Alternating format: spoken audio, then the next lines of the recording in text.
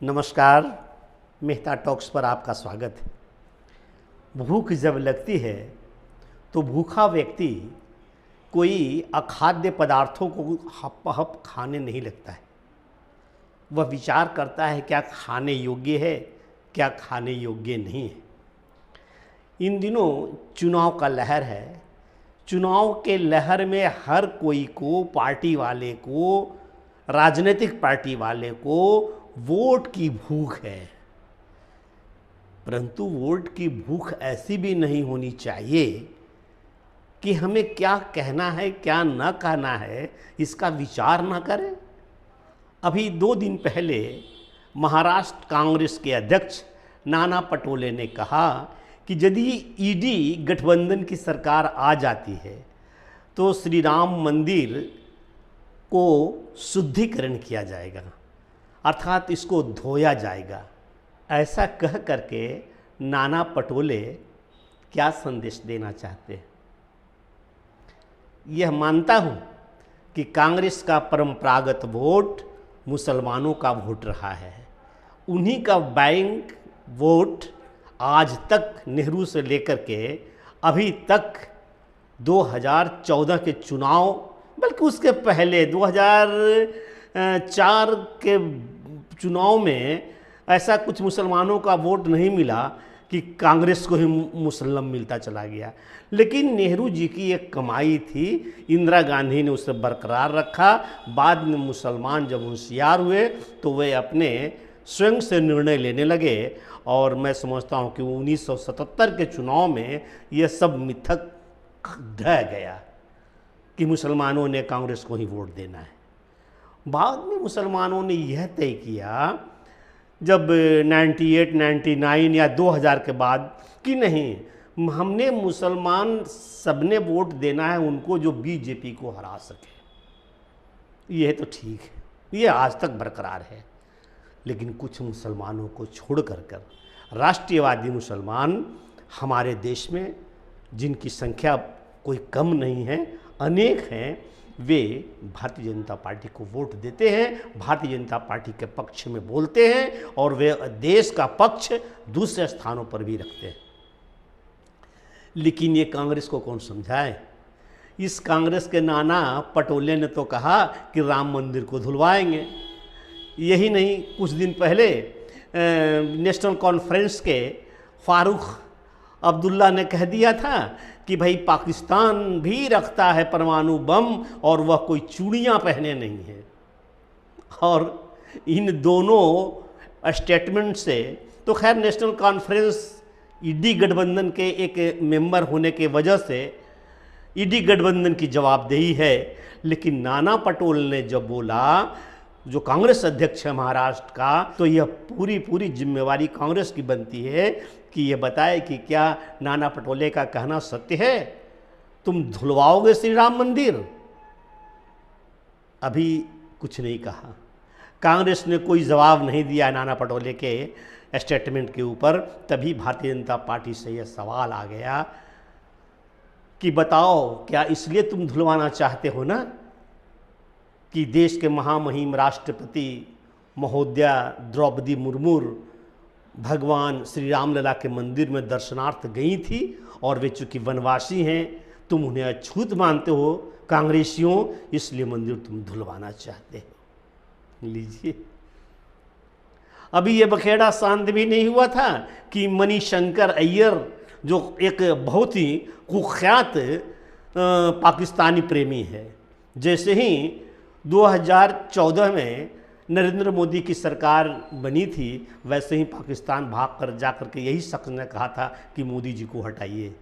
और वहाँ का पत्रकार हंसकर कहा था कि क्या मोदी जी को मैं हटाऊंगा? वही मणिशंकर अय्यर ने कहा है कि नहीं, भारत ने पाकिस्तान का पिछले 10 वर्ष से इज्जत नहीं दिया है, सम्मान नहीं किया है। पाकिस्तान को सम्मान करना चाहिए, आखिर उसने भी परमाणु बम बनाया है। अप्रसन्न होकर के युद्ध कर देगा और बम फोड़ देगा तो बताइए, ये क्यों कहना मणिशंकर अय्यर को ऐसा? केवल इसलिए कि देश के मुसलमानों देखो, हम तुम्हारे पाकिस्तान के लिए कितना खरख्वाह हैं। मणिशंकर अय्यर भूल जाते हैं कि अब भारत के मुसलमान वह मुसलमान नहीं रहा कि भारत और पाकिस्तान के क्रिकेट मैच में पाकिस्तान द्वारा भारत के हरा दिए जाने पर फुलझड़ियाँ पटाखे छोड़े और जय जयकार करे। कुछ नहीं पता चलता है उस दिन, जिस दिन मैच होते हैं। वो दिन गए, दुनिया आगे बढ़ गई है बहुत, लेकिन ये क्या किया जाए, क्या किया जाए वोट के भूख का, जिसने कोई भी मर्यादा रहने नहीं दिया किसी चीज़ का। दूसरे अरविंद केजरीवाल है। अरविंद केजरीवाल जेल से निकले तो लग रहा है कि वर्ल्ड कप जीत करके आए। हाँ, पूरी तैयारी से वो फूल माला ढोल डनाडन बज रहा है और जगह जगह जा रहे हैं, सभाएं कर रहे हैं, रैलियां निकाल रहे हैं। अरे कुछ तो शर्म करो यार, कुछ तो शर्म करो। अब कह रहे हैं कि झारखंड आऊँगा। क्यों झारखंड, क्यों? तुम गुजरात जाओ, तुम उत्तर प्रदेश आओ, झारखंड क्यों? तो मशेरे भाई हैं तुम्हारे यहाँ। अरे तुमसे अच्छे हैं हेमंत सोरेन। हेमंत सोरेन को जैसे ही ईडी ने पकड़ा, उन्होंने सबसे पहले मुख्यमंत्री पद से त्यागपत्र दिया। यह नियम और कानून तुम जो खोल के बैठे हो ना, सबको पता है। इनके पीछे भी बैरिस्टर और कानूनविद होंगे, वे भी उस कानून के विषय में बताए होंगे, लेकिन उन्होंने उचित क्या समझा? तुम्हारे जैसा निर्लज्ज अरविंद केजरीवाल जैसा वैसा काम कौन करेगा, जो गिरफ्तार हो गया और जेल में भी कहे कि मैं मुख्यमंत्री ही बना हुआ हूँ और एक सिग्नेचर करना नहीं। अरे तुम्हारे पास मुख्यमंत्री भी थे तो कोई पोर्टफोलियो नहीं, तुमको दस्तखत ही क्या करना है? फाइनली मुख्यमंत्री का जहाँ दस्तखत होता है वहाँ करना था। तुम्हारा पूरा दिमाग और षड्यंत्र तो सातिर पने में गया। कैसे लूटना है, किस हिसाब से लूटना है कि नहीं पकड़ाना है, और लूटने खसोटने में आप तो पछाड़ दिया लालू यादव को भी। और लालू यादव से बहुत आगे आप निकल गए। जो कभी शुचिता की बात करते थे एक मंच पर, लालू जी के साथ आने से कतराते थे, और अब तो तुम इतना लथपथ हो भ्रष्टाचार के दलदल में कि गंध मारता है। हाँ, तो महाराष्ट्र कांग्रेस में ही एक दूसरे नेता हैं विजय वडेट्टीवार। उनका कहना है कि वो जो मुंबई में बम विस्फोट हुआ था, जिसमें अजमल पकड़ा गया, बाद में उसे फांसी पड़ी थी, अजमल कसाव, तो इन विजय जी का कहना है कि ये जो हेमंत करकरे निकले रोड पर, तो हेमंत करकरे को अजमल कसाव ने गोली नहीं मारी थी, उनकी गोली से नहीं मरे। तो आरएसएस विचारधारा का किसी सिपाही ने इनको भूना। खैर, इस बात की 2 बार जांच हो चुकी है। तब महाराष्ट्र में भी कांग्रेस की सरकार थी और केंद्र में भी कांग्रेस की सरकार थी। ये मिथ्या गलत पाया गया है। लेकिन जैसा मैंने कहा ना कि वोट की तलब हो, वोट की भूख हो, तो ऐसा कुछ मत करो कि सब कुछ खाने लग जाओ। ऐसी ऐसी बात मत करो कि वो आने वाला समय तुमसे जब पूछे तो वो पीढ़ियां लज्जित हो कि ऐसे ऐसे महाराष्ट्र में लोग होते थे और एक कांग्रेस नाम की पार्टी थी, उसके नेता होते थे। तब आज के दिन इस वीडियो में मुझे यही कहना था कि जब वोट की ज़रूरत हो, वोट की आवश्यकता है, तो नागरिकों पर अपना अच्छाइयों का छाप छोड़िए, अपने सेवा का काम से प्रभावित कीजिए। यह जो कहते हैं और आप सुनते हैं कि पॉलिटिक्स एक पेशा हो गया है, यह शर्म की बात है।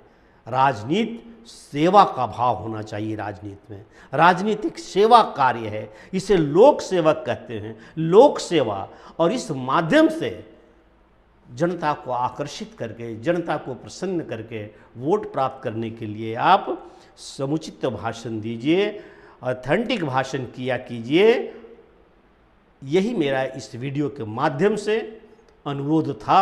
आशा है मेरे प्यारे भाइयों, मेरे व्यूअर्स, आपको ये वीडियो पसंद आया होगा इसलिए कि कुछ बातों को मैं याद दिला दिया जो अभी अभी ये लोग कांग्रेस लोग कह रहे हैं, इनका कभी कोई ठौर ठिकाना नहीं, कब क्या कहेंगे। इसलिए ये हमेशा सामाजिक रूप से बहिष्कृत किए जाने के लायक हैं। वैसे आपकी मर्जी। तो मेरे वीडियो को आप कृपया लाइक कर दीजिए, सब्सक्राइब कर दीजिए और बेल आइकन दबा दीजिए।